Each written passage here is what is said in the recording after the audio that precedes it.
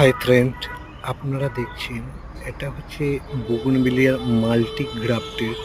আমার নিজের হাতের তৈরি করা। এখানে 15খানা কালার রয়েছে। দেখে মনে হচ্ছে গাছটাতে আবিরের ছোঁয়া লেগে রয়েছে। আপনারা দেখতে পাচ্ছেন ওটা একটা মোটা ডাল।